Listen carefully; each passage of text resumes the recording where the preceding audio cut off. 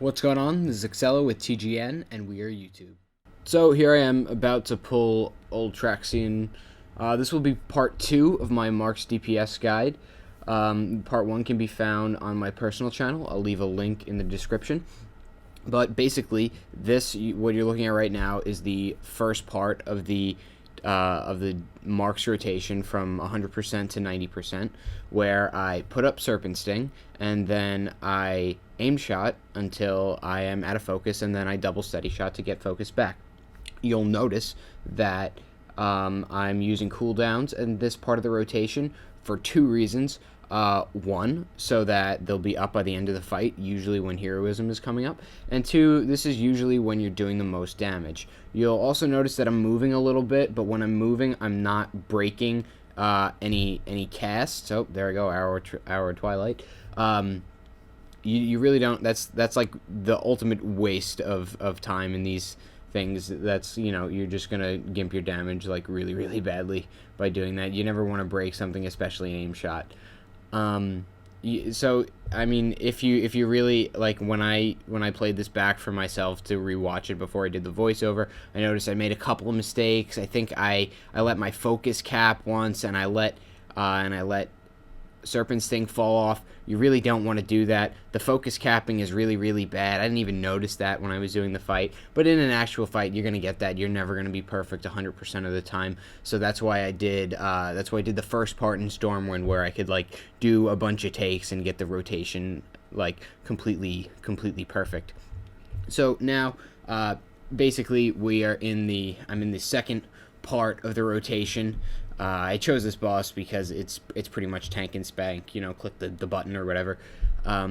So this part of the rotation, you should have Serpent Sting running from part 1. That's the 100 to 90%.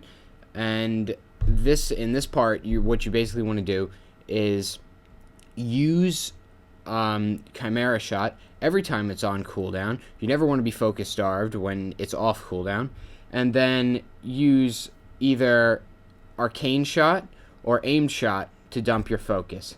Now, this fight, you definitely could use Aim Shot to dump your focus because you're not moving at all, but I'm glyphed for Arcane Shot right now, so that's why I'm just using it. A little damage gimp, but nothing too bad. They're really pretty much the same.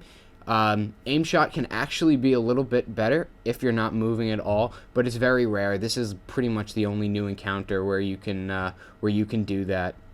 So anyway, you use Chimera Shot on cooldown, then you use Arcane Shot in this case to dump your focus. You pretty much never want to go to 0. You want to stay as high as you can without getting to 100% focus, because then you will always be able to Chimera Shot at the end.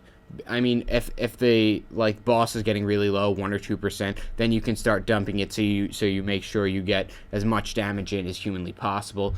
Here, we're starting to get to the next phase. So basically, recap of that: Chimera Shot, dump focus with Arcane Shot, and then double steady to get focus back. So now you notice I used my rapid fire.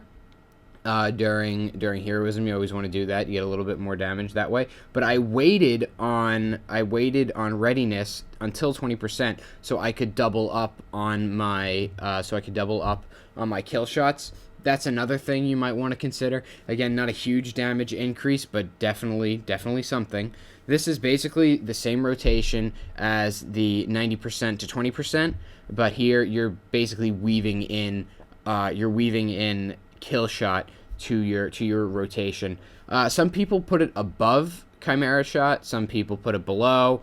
I don't think I ever ran into a time where they were up really close, or I think I put it above Chimera Shot in this case, but I've been reading that it's better to put it under it.